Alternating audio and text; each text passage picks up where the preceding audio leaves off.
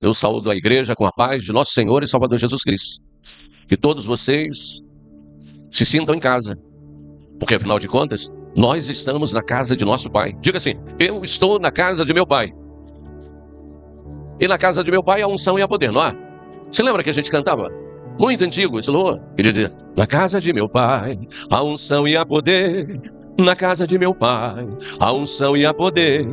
O cego enxerga, o coxo anda, o morto se levanta para adorar a Deus. O cego enxerga, o coxo anda e o morto se levanta para adorar a Deus. Então nós estamos na casa do Senhor e temos que estar felizes. E às vezes eu olho para o rostinho das pessoas e eu vejo assim um pouquinho de tristeza. E eu sei que essa tristeza está relacionada a problemas do dia a dia. Mas sabe de uma coisa, irmãos? Quando você adentra dentro da casa do Senhor, você deve esquecer-se dos problemas, do trabalho de amanhã. Por exemplo, hoje é domingo, não é? Aí eu tenho um trabalho de amanhã e a pessoa hoje já está vivendo o problema que ela tem que resolver amanhã. Mas a Bíblia diz que o amanhã pertence a Deus. Se o amanhã pertence a Deus, nós precisamos então estar tranquilo, esperando que o amanhã Deus vai resolver. Então por que a gente vai ficar sofrendo por antecedência? A gente parece até aquelas mulheres grávidas que estão chegando já nos últimos dias de gravidez, né? E aí ela conversa com outras mulheres que já tiveram filhos, né? Parto normal. E aí as mulheres que às vezes não conseguem guardar, né? Em vez de incentivar a mulher, fala assim: menina, tu não sabe que dor é essa. Isso é pior do que a dor de rins, de cálculo renal, de não sei o quê. Coitada, a mulher já começa com antecedência a sofrer, né? Antes de chegar aquele dia. Você conhece alguém que faz isso? Se conhece, fala para ela: não faz mais isso não. Incentiva a mulher, dizendo que Deus vai ser com ela e vai dar tudo certo, né? A mão do Senhor vai estar estendida sobre ela, porque a parte psicológica da pessoa fica completamente abalada, desestruturada nessa hora. Assim somos nós, que começamos a viver hoje o dia de amanhã, e aí começamos com antecedência, né? Um grande sofrimento. Então vamos abrir a Escritura Sagrada, por favor. Enquanto você prepara a Escritura Sagrada, que vai estar no livro de São Marcos, tá? No capítulo de número 12, eu quero aqui me apresentar para aqueles que vão nos ouvir aí pelo YouTube. Eu sou o pastor Baldur Sérgio, da Seca Paz, Comunidade Evangélica Campo da Paz. E eu tenho o prazer de levar essa palavra também para você, que ela possa falar diretamente ao seu coração. E ela fala, é só nós abrirmos o coração. Jesus diz que ele está à porta e ele bate. Se nós abrirmos a porta do nosso coração, ele entra. E se ele entrar, ele vai cear conosco. Cear quer dizer nos fortalecer, nos alimentar. E depois que ele cear, ele vai fazer morada. E aí onde o mal está, quando Jesus entra, ele tem que sair. Ele vai sair, porque ele não suporta a luz que vai estar dentro do teu coração, que é a luz do Espírito Santo. Você achou aí, livro de São Marcos, capítulo de número 12? E o versículo nós vamos estar lendo é o versículo de número 18 em diante, tá bem? Prepara aí, versículo de número 18 em diante. O que nós vamos falar hoje é sobre alguns sistemas religiosos que existiam na época de Jesus. Hoje existem vários sistemas religiosos, mas na época de Jesus existiam outros sistemas religiosos, amém? Também, que eram os saduceus, do qual nós vamos falar agora. Também tinha os fariseus, você lembra? E tinha os herodianos. E tinham outros também que nós não vamos citar agora, mas que existiam na época de Jesus, e eles gostavam muito de querer debater com Jesus Cristo. Mas Jesus não veio para debater, mas para ensinar. Eu sempre trago isso para você também nos dias de hoje. Não perca o teu tempo debatendo sobre a palavra de Deus com ninguém. Se alguém precisar de uma orientação, dê a orientação. Agora, debater é besteira. Eu, por exemplo, não perco meu tempo com ninguém com relação a isso. Se alguém quer uma orientação, eu a dou. Mas debater e dizer que ele está errado, eu estou certo, isso é uma discussão sem fundamento. Guarda isso aí no teu coração. Então vamos para a leitura do Senhor. E diz assim a palavra do Senhor: então, os saduceus que dizem não há ressurreição, aproximaram-se dele e perguntaram-lhe, dizendo: mestre, Moisés nos escreveu que se morresse o irmão de alguém e deixasse ele uma mulher e não deixasse filhos, o seu irmão deveria tomar esta mulher e casar-se com ela para dar continuidade à descendência dele. Então eles dizem no 20, ora, havia 7 irmãos e o primeiro casou-se com uma mulher e morreu ele sem deixar descendência. E o segundo também casou-se com ela, porque assim a lei dizia, e nem este deixou descendência. E o terceiro da mesma maneira. Então casaram-se com aquela mulher os 7, sem contudo terem deixado descendência. Finalmente, depois de todos, morreu também a mulher. Na ressurreição, pois, quando ressuscitarem, de qual destes será a mulher? Porque os 7 as tiveram por mulher. Jesus respondendo, disse-lhes: porventura não errais vós, em razão de não saberdes as Escrituras nem o poder de Deus?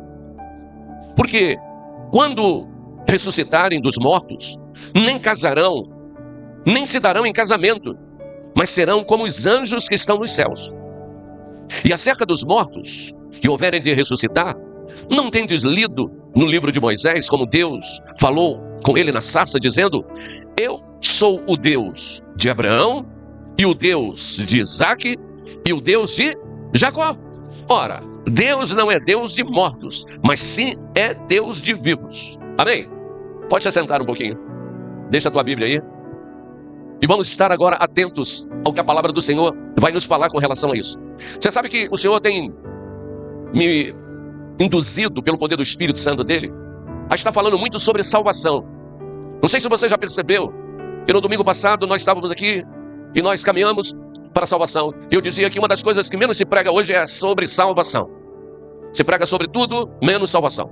Como se, na verdade, o Evangelho de Cristo fosse um evangelho baseado em coisas materiais. Não. O Evangelho do Senhor é baseado em coisas espirituais. Guarda isso no seu coração. Bom, aqui nós então encontramos uma situação com relação aos saduceus, que era um grupo religioso. Mas eu já tinha dito aqui que Jesus já tinha se defrontado com outro grupo, que eram os fariseus, os herodianos, tá bem? Que tinham tentado, de alguma forma, paralisar o ministério do Senhor Jesus. Porque o plano deles era um plano diabólico. Parece até que nós estamos vivendo hoje uma situação dessa no nosso país, né? Eles não encontrando nada que pudesse acusar o Senhor Jesus Cristo, eles criavam, na verdade, mentiras, acusações, para tentar de alguma forma dizer que Jesus, o Senhor, estava blasfemando contra Deus. E com isso eles tentavam de todas as formas tirar a vida de Jesus. E olha que eles tentaram fazer isso, tentando apedrejá-lo, mas não puderam. Porque Jesus não veio para ser apedrejado. Jesus veio para morrer no madeiro, como já dizia Isaías. Como transgressor, morreria no madeiro, sem nenhuma culpa, sem ter passado por nenhuma situação que desabonasse a sua conduta. Ele morreria no madeiro. E aquilo que Deus determinou que seria com Jesus, foi com Jesus até o fim. Uma outra coisa que eu quero deixar bem claro para a igreja, para nós, é uma coisa importante. Sabe o que é, irmãos? É que ninguém tirou a vida de Jesus. Ele foi quem a entregou. Eles não conseguiram tirar a vida dele. Foi necessário que ele próprio dissesse lá na cruz: Pai, a ti eu entrego o meu espírito. E virou-se para o lado e morreu. E tu sabe o que foi que aconteceu quando Jesus morreu? Houve trevas sobre a terra. Houve uma treva extensa, ao ponto daqueles que estavam ali, que tinham chicoteado Jesus, que tinham furado o lado de Jesus, ao ponto deles reconhecerem naquele momento, dizendo: realmente, este era o Filho de Deus.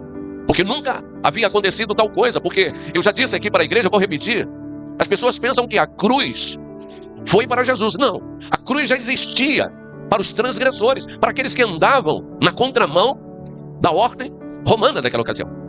Então, Jesus, ele se entregou naquela cruz, porque teria que se cumprir a palavra de Deus, que diz, por intermédio de João Batista, quando o viu, disse: eis aí o Cordeiro de Deus, que tira o pecado do mundo. Ele não disse que tirará o pecado do mundo, mas o Cordeiro de Deus que tira o pecado do mundo. Por que ele disse que tira o pecado do mundo? Porque a partir daquele momento em que Jesus começou o seu ministério, as maravilhas já começaram a acontecer. Homens pecadores já começaram a se converter. Você se lembra de um homem que foi encontrar-se à noite com Jesus Cristo, que era o Nicodemos, e ele era um chefe ali na sinagoga, conhecedor da lei, e quando Jesus apareceu, ele não pôde suportar a autoridade do Espírito de Jesus, e ele teve que ir com Jesus. Você se lembra do Zaqueu, que era um cobrador de impostos, e quando ele se deparou com Jesus, ele mudou completamente a sua vida, a sua história. Ele confessou o seu erro para Jesus, convidou Jesus para entrar na sua casa, e agora casa aí, casa material mesmo, tá bem? Chamou Jesus para se alimentar lá na casa dele. E Jesus foi, houve uma crítica muito grande, porque Jesus estava indo, afinal de contas, entrando na casa de um pecador. Mas Jesus já tinha dito: os sãos não precisam de médicos, e sim os doentes. E Jesus veio para os doentes. E os doentes ali, embora ele tenha curado muitas pessoas, ele não estava falando dos doentes no sentido material, sim os doentes da alma, aqueles que viviam na prática do pecado. E nós precisamos entender isso, para que a nossa vida, ela tenha um sentido dentro do mundo cristão. E naquele momento, a gente percebe que quando João Batista disse que ele era o cordeiro que tira o pecado do mundo, é porque imediatamente ele já começou a tirar o pecado do mundo, das pessoas que se deparavam com ele. E isso tem vindo de geração em geração, e se conta aí no tempo cristão, 2025 anos, que isso vem acontecendo.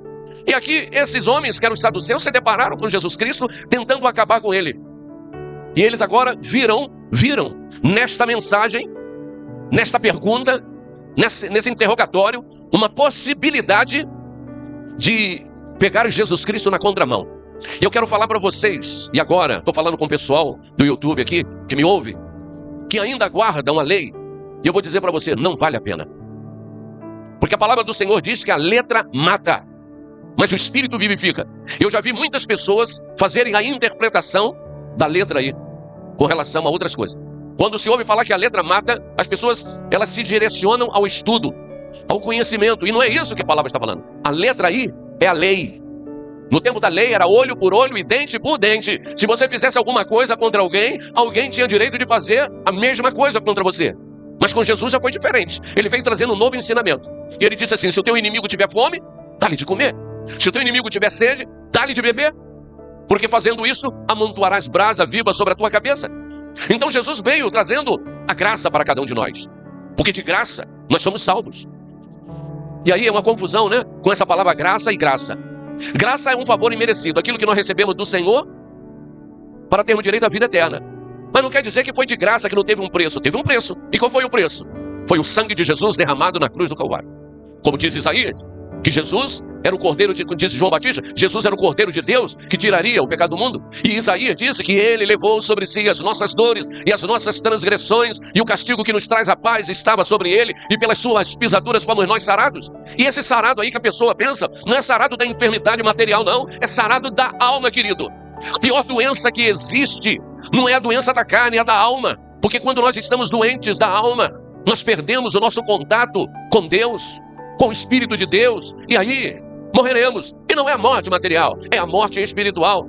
Porque a morte material, já foi dito aqui, eu vou repetir, todos nós passaremos por ela. Então a gente precisa guardar isso no nosso coração. Então os saduceus pegaram agora essa parte, em que na lei de Moisés dizia claramente que quando um homem casasse com uma mulher, e se aquela mulher não desse filhos para ele, e ele morresse nesse casamento, para que a descendência dele não se acabasse, ela era obrigada, guarda essa palavra, a lei obrigava a mulher a casar-se com o irmão daquele homem. E a Bíblia diz que eram 7 irmãos. Casou-se com o primeiro, que morreu, casou-se com o segundo, obrigada, imagina. O camarada morreu também, casou-se com o terceiro, obrigada de novo. O camarada morreu, ela não teve filhos. O problema é que ela era estéril. Por isso, ela poderia ter casado com 100 e ela não iria ter filho. Sabe quem foi que veio trazer uma liberdade para a mulher? Foi Jesus Cristo. Jesus Cristo mudou completamente essa história. Ele mudou completamente as acusações contra a mulher. Tanto é que ele mudou tanto a acusação contra a mulher, que as maiores seguidoras, os maiores seguidores, no sentido espiritual, foram as mulheres. Porque elas se sentiram protegidas, coisas que elas não eram antigamente. Antigamente, elas tinham que tratar os seus maridos como senhores, praticamente tomar a bênção ao seu marido. Ela não tinha liberdade. E eu vejo as pessoas guardando a lei e sem conhecer a lei. Presta atenção, irmão. Dentro da lei existe uma coisa que nós temos que guardar, que são os mandamentos do Senhor. A lei era uma constituição criada por Moisés para trazer aquele povo ali numa certa doutrina. Mas entre a lei que o Moisés deu, teve o mandamento. Você se lembra que o Senhor mandou Moisés subir ao monte e o Senhor ditou os mandamentos para Moisés? Você se lembra? Quantos são os mandamentos? Alguém lembra? 10 mandamentos. Então, realmente, muito bem. E a primeira vez que Moisés sobe e o Senhor ditou os mandamentos, quando o Senhor olhou lá de cima, ele falou para Moisés, dá uma olhada no que teu povo está fazendo lá embaixo. Ali tem uma discussão entre Moisés e o Senhor Deus. Sabia disso? Alguém pode dizer assim, discussão? Moisés falou para ele assim, Senhor, meu povo? Não. É o seu povo. Eu estava lá cuidando das ovelhas, lá dos cabritos, lá do meu sogro, e o Senhor me chamou, falou comigo, que eu iria libertar o teu povo, não é meu não. Só que teve um problema. Moisés não sentiu na hora, no coração, o que estava acontecendo. Eles estavam fazendo um bezerro para adoração. Porque Moisés subiu, você sabe quanto tempo Moisés ficou para lá? 40 dias. E eles falaram, morreu, não vem mais. A gente precisa de alguma coisa para adorar. E naquele momento, eles acharam o quê? Eles acharam que Moisés não viria. Moisés mesmo assim desceu. Quando Moisés chegou lá embaixo, que ele viu o bezerro, Moisés ficou revoltado, pegou a tábua, que era dos mandamentos, e quebrou-as em pedaço. Quebrou-a em pedaço. E agora, ele teve que subir de novo.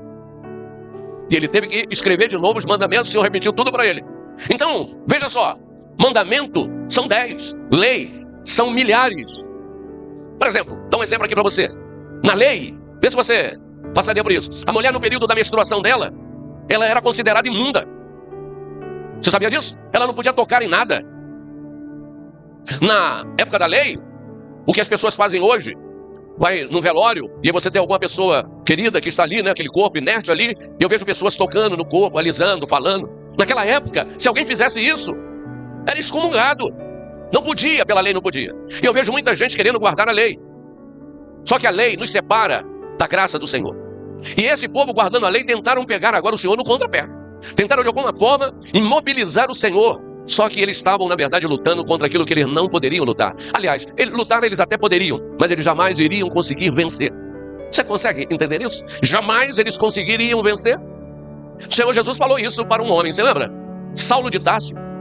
Quando Saulo de Tarso saiu perseguindo a igreja do Senhor, o Senhor apareceu para ele, de repente, como uma luz tremenda diante dele. E a Bíblia diz que Saulo caiu por terra sem visão alguma. E ouviu uma voz que dizia para ele: Saulo, Saulo, por que me persegues? Duro é para ti lutar contra aguilhões, coisa pontiaguda. Tenta dar um soco na ponta de uma faca, tu vê o que acontece. Quem vai se prejudicar, você ou a faca? Então é isso que Jesus estava dizendo para ele. O único prejudicado aqui vai ser você. E aí, Saulo faz uma pergunta: quem é, Senhor? E ele diz: eu sou Jesus, a quem tu persegue. Então, muitas das vezes as pessoas tentam lutar contra Jesus. Nós, antes de estarmos no caminho do Senhor, quantas vezes tentamos lutar contra o Senhor Jesus? Quantas vezes o Senhor falou conosco e nos convidou para estarmos nos alimentando da palavra dele e nós fizemos pouco caso? Isso naquele tempo. Mas tu sabe que hoje ainda continua acontecendo isso com o povo dentro da igreja? Com pessoas dentro da igreja, irmão? Que ela acha que o único momento importante para ela é o momento do louvor. Não, não. Tudo que se faz durante um culto a Deus é importante. Eu nunca digo que a parte mais importante é a palavra. Eu nunca digo que a parte mais importante é o louvor. Eu digo que é, na verdade, um conjunto de coisas que nós fazemos para adorarmos a Deus, irmão. Então, se é louvor, procure fazer o melhor. Se é louvor, procure ensaiar. Procure afinar o instrumento. Faça o teu melhor, entregue o teu melhor. E se é a pregação da palavra, procure conhecer também a palavra do Senhor, para que não fique no meio do caminho. Vejo muitas das vezes pessoas que leem um texto e vão lá para o outro lado, e o texto mesmo que foi lido não se falou mais nada daquilo. Então é por quê? Porque não houve um entendimento, um estudo com relação àquilo. E aqui Jesus agora vem falar para você e para mim. Então é para nós que ele está dizendo. Ele diz assim, em Jesus, verso 24. Agora Jesus que fala, depois dele ter falado dos homens que casaram com as mulheres. Aí Jesus diz assim no 24, e Jesus respondendo disse-lhes: porventura não errais vós em razão de não saberdes as Escrituras nem o poder de Deus? Porquanto, quando ressuscitarem dos mortos, nem casarão, nem se darão em casamento, mas serão como os anjos que estão aonde? Nos céus. Exatamente. Então aqui presta atenção. Essa palavra aqui que Jesus vai dizer para os saduceus, porque os saduceus não acreditavam em ressurreição. Eles achavam que morreu, acabou, tudo se acaba. E Jesus estava sempre dizendo ao contrário, que o homem, ele não é só a parte material, mas também a parte espiritual. Ou não é assim que aconteceu no princípio da criação? Façamos o homem a nossa imagem, a nossa semelhança, disse o Senhor.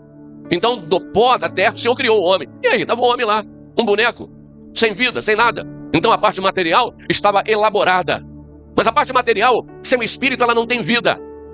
Eu sempre digo aqui para as pessoas, guarda isso no teu coração. Tem gente que diz assim, fulano morreu do coração, fulano morreu do pulmão, fulano morreu disso. Eu sempre digo, as pessoas só morrem quando Deus retira o espírito. Enquanto o Senhor não retirar o espírito, a pessoa não morre. Guardou isso aí? Enquanto o Senhor não retirar o espírito, a pessoa não morre. Existem pessoas por aí que você vê sofreram um acidente, tão grave, mas tão grave. Um carro, por exemplo, E quando você olha para o carro, você fala, puxa vida, não sobrou nada aí. E daqui a pouco você vai saber da notícia, aquela pessoa teve só algumas escoriações, está viva. E aí?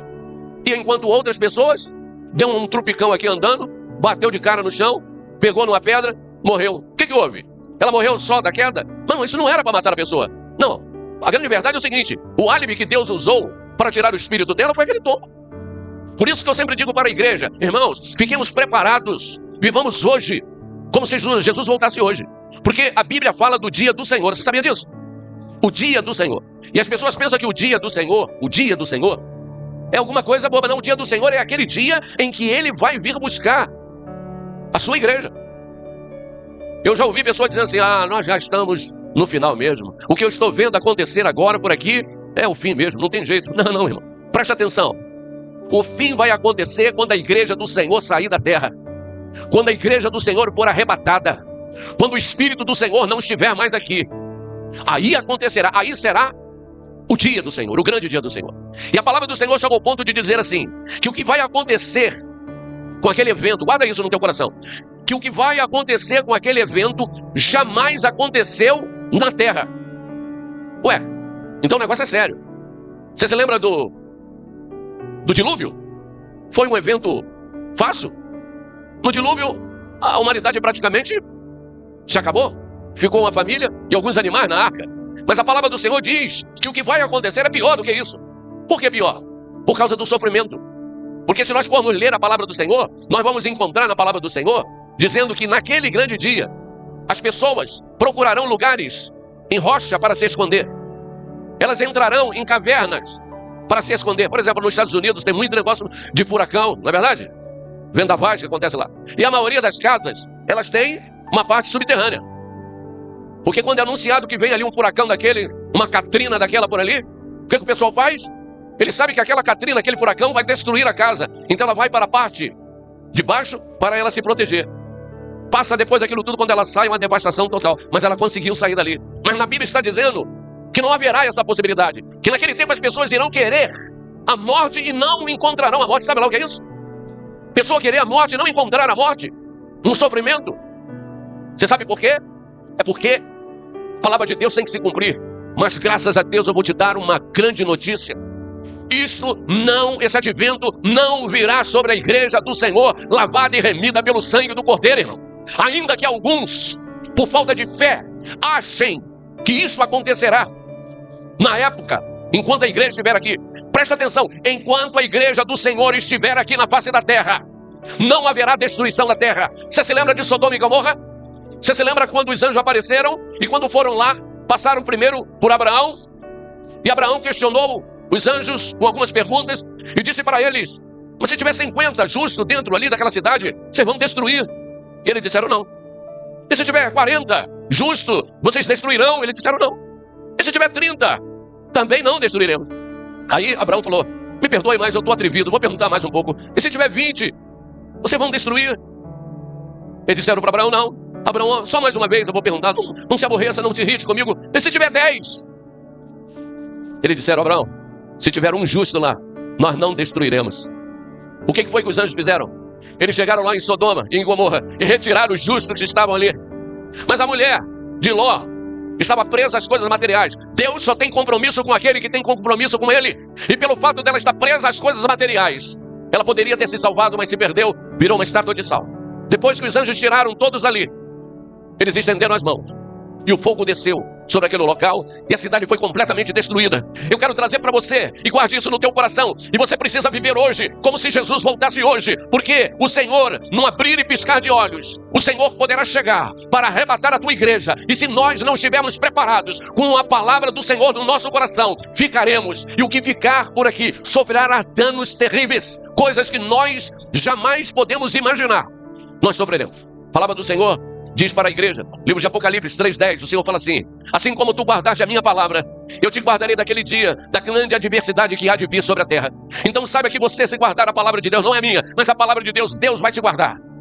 E Ele vai te guardar tanto que Ele chegou ao ponto de falar por intermédio do apóstolo Paulo, que na vinda do Senhor, na retirada da igreja, os que morrerem em Cristo ressuscitarão. Lembra que Jesus falou aqui? Porquanto, Jesus respondeu no 25 aqui, porquanto quando ressuscitarem dos mortos. Olha, e ele falou para o apóstolo Paulo em Tessalonicenses: os que morreram em Cristo ressuscitarão primeiro. Haverá uma ressurreição. Depois, os que estivermos vivos, somos nós que guardamos a palavra, subiremos a encontrar com o Senhor. E agora, diz a palavra, e aí virá o fim. E esse fim, irmão, não queira estar aqui para saber como ele é, porque é melhor a gente passar logo no primeiro turno. Guarda aí. Sabe por quê? Porque isso não é eleição, não. Não vai ter repescagem, não vai ter segundo turno, não vai ter oportunidade. A oportunidade é hoje, aqui e agora. E nós precisamos aprender isso, guardando a palavra do Senhor e vivendo hoje, como se Jesus voltasse hoje. Deixa eu falar aqui para o pessoal que se batizaram agora. Todo momento, logo após o batismo, parece que vem assim, um certo desânimo na gente. Luta contra isso, irmão.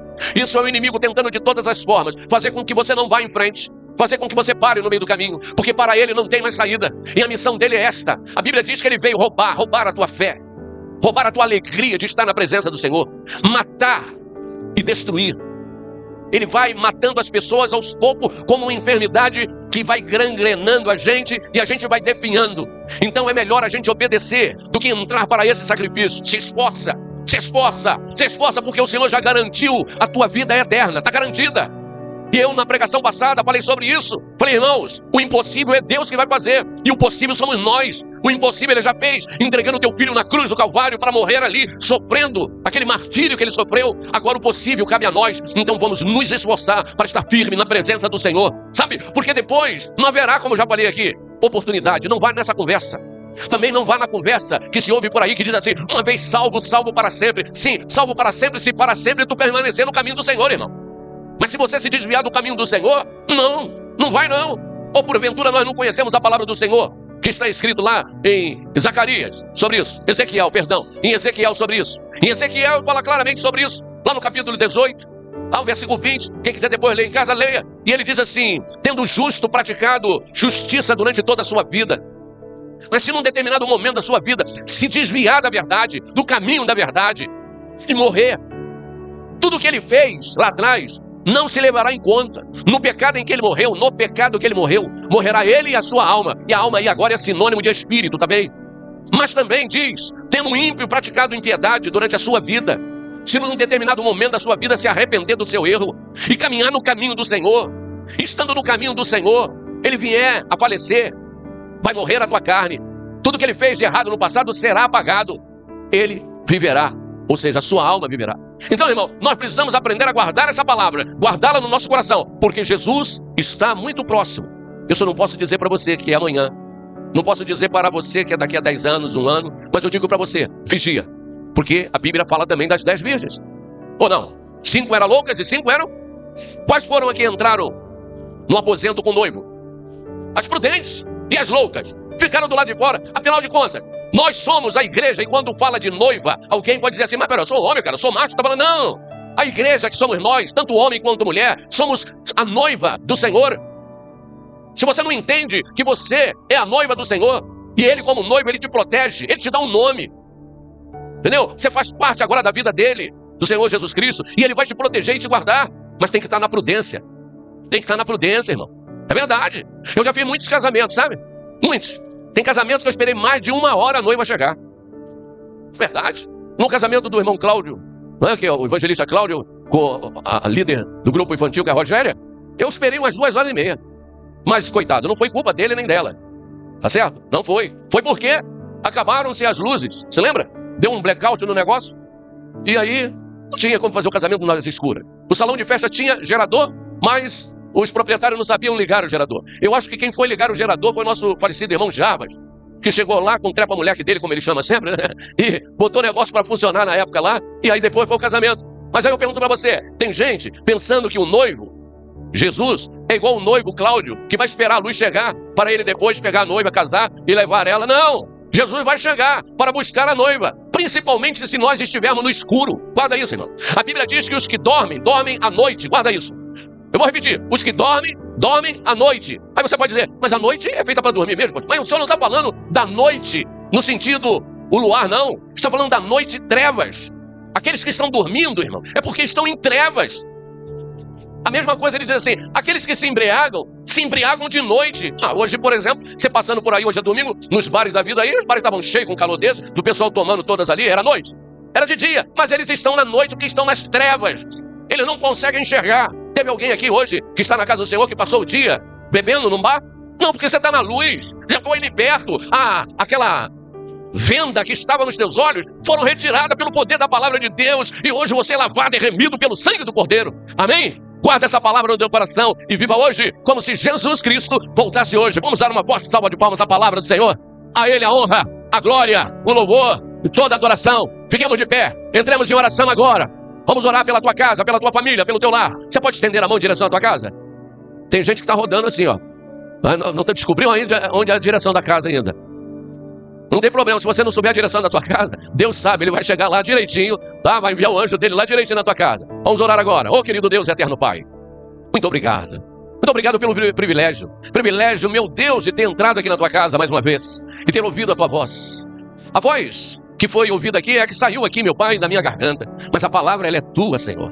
E é esta palavra que nos liberta. Ela diz, meu Pai, na tua escritura sagrada, que a fé vem no ouvir e ouvir a palavra de Deus. Então toma conta de nós, meu Deus. Toma conta desta noite, deste povo, meu Pai. Para que eles, meu Pai, nesta noite tenham uma noite tranquila, de sono tranquilo, de sono reparador, meu Pai. Toma a vida deles em tuas mãos e não os deixe cair em tentação, mas que eles sejam livres, meu Pai, de toda a influência do mal. E se porventura nesta noite aqui, meu Pai, alguma pessoa estava desanimada, meu Pai, pensando até em parar no meio do caminho, Senhor. Meu Deus, o teu Espírito não tem prazer naquele que retrocede, que volta atrás, meu Pai. Mas que o Senhor, pelo teu Espírito Santo, esta pessoa agora seja fortalecida, meu Pai, a permanecer na tua presença, no teu caminho, Senhor. Toma a vida de cada uma delas em tuas mãos, ó Pai, livrando-as de todo mal. Senhor, eu oro agora por aqueles que andam enfermos, pessoas, meu Pai, que estão precisando de uma cura, meu Pai. Pessoas que têm ido a médico, têm feito ali, meu Pai, meu Pai, consultas médicas, têm tomado medicações que estão sendo passadas para elas, mas, Senhor, o remédio não tem feito efeito, meu Pai. Mas eu sei que quando tu coloca a mão, o mal tem que sair. Então agora, meu Deus, toca nesta pessoa, toca do alto da cabeça, planta dos teus pés agora, meu Pai. Meu Deus, pessoas, meu Pai, que vivem, meu Deus do céu, com inchaço, meu Pai, no teu corpo, meu Pai. Eu lembro-me aqui, meu Pai, da nossa irmã Rosana Trigo, meu Pai.